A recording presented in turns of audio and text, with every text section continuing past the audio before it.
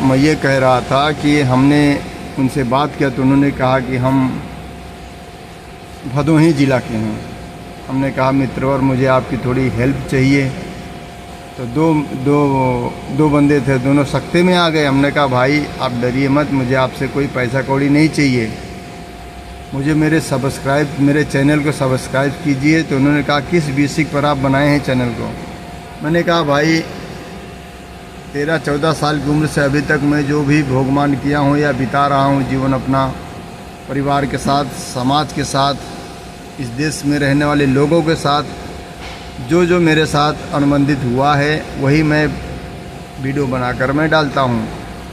और उसमें रिश्तों के प्रति भी डाला हूँ, रिश्ता कैसे निभाया जाता है, किसकी क्या जिम्मेदारियाँ होती हैं, और हम आज के भाग दौड़ की चमक दमक के समय में हम क्या चीज़ भूल रहे हैं। हम अपने संस्कार भूल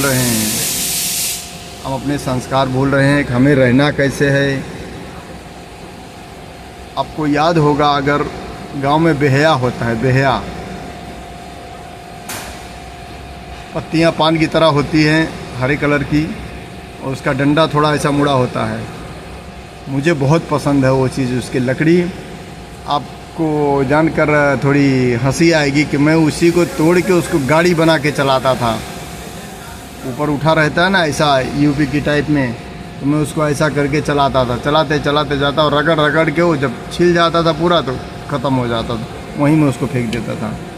बचपन की बात बता रहा हूँ, कम से कम आप समझ लीजिए कि सन 81-82 की बात है। ब्याह बहुत होता था हमारे यहाँ पर।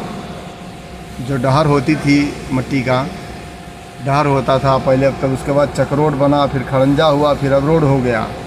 अब तो शहर से ज़्यादा अच्छा गांव अच्छा लगता है, लेकिन अभी गांव देहात में उतना कोई फैक्ट्रियां नहीं लगी है, इसलिए इंसान मजबूर है शहर में रहने के लिए। नहीं तो हर इंसान ऊब गया है शहर से, क्योंकि यहाँ कमाई के साथ खर्चा भी है, बचत बहुत कम हो पाता है मेरे दोस्तों। इसलिए मैं कहता हूँ कि लाइफ इज़ नॉट ईजी। म्हणजे मराठी में बोलते ना, अहो जीवन इतना सोपा नहीं है। हिंदी में कहते हैं जीवन इतना सरल नहीं है। तो ये मान के चलिए, आप हमसे ज़्यादा पढ़े लिखे भी हैं, बुद्धिमान भी है, सामाजिक स्तर पर, हर स्तर पर, और हमें राग द्वेष भूल कर ही जीवन बिताना अच्छा रहता है। और इस कलयुग में जहाँ तक हो सके भैया 10 रुपया नुकसान हो जाए, लेकिन किसी से भी विवाद मत कीजिए। प्रेम व्यवहार में जो शांति और जो सुकून मिलेगा आपको, जो अपने आप में संतुष्टि मिलेगी, वो किसी चीज़ में नहीं है। मानता हूँ कहीं नुकसान होता है तो तकलीफ़ होती है हृदय में, आदमी रो भी देता है। हम फ्लिपकार्ट में काम करते हैं, सातीवली वसई ईस्ट में मंदिर के सामने जो ऑफिस है वहाँ का। हमने गाड़ी खड़ा किया था, एक हमारे ड्राइवर मित्र कल हमारे गाड़ी पर बैठे थे। उनका ही काम है, उन्होंने ही जानबूझकर तोड़ा हमारा, क्योंकि आज उनकी गाड़ी ना आई थी और ना आज के बाद आएगी। मेरा नाम अनिल है, उनका भी नाम अनिल है। बहुत विचित्र इंसान है वो, बहुत ही विचित्र इंसान है। उनको नहीं मालूम ऊपर वाला कैसा उनको दंड देगा। क्योंकि मैं मैया के दरबार में जाता था, सातीवली मंदिर में, गांव देवी का मंदिर जो बना है।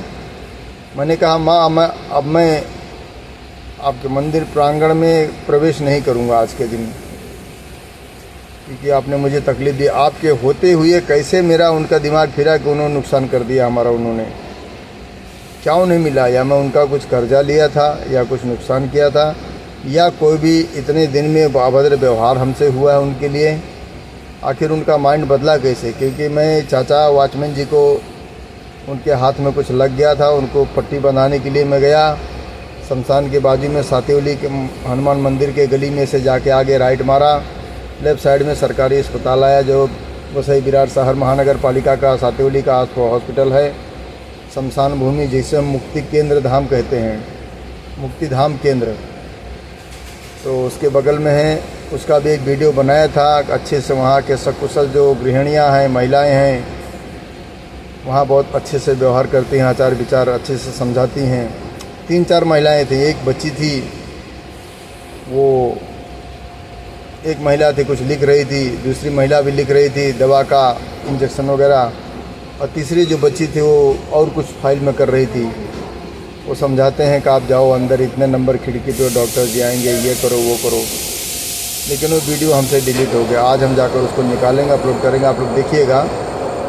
तो चाचा को बहुत अच्छा लगा, लेकिन उनका 1 रुपया खर्चा नहीं हुआ और उनका जो है दर्द ख़त्म हो जाएगा। हमने जो स्कूटी लिया हूँ, आज वहाँ से फ़ोन आया, तो वहाँ से हम दोनों के बीच में जो मतभेद था, बातों से हमने उसको ख़त्म कर दिया। वो बच्चे को भी बहुत खुशी हुई। जो भी हमारा अनुबंधित सरकार की तरफ से जो डीलरशिप की जिम्मेदारियां होती हैं, वो हमने उन्हें सर्च करके गूगल में बताया कि भाई कानून ने हमें वो अधिकार दिया है कि आपके यहाँ से अगर हम गाड़ी लेते हैं, संपूर्ण पेपर बनने तक आपकी सब जिम्मेदारी होती है कि आप हमें संतुष्ट करें।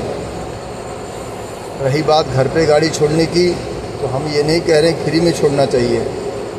आप उसका जो मुनासिब पैसा है, खर्चा हमसे प्रेम व्यवहार से लीजिए। कोई ये होता है, कोई सक्षम है भाई 500 की जगह 1000 दे देता है, और वैसे जितने धनवान हैं उतने ही कंजूस हैं। हमारे सेठ, हाँ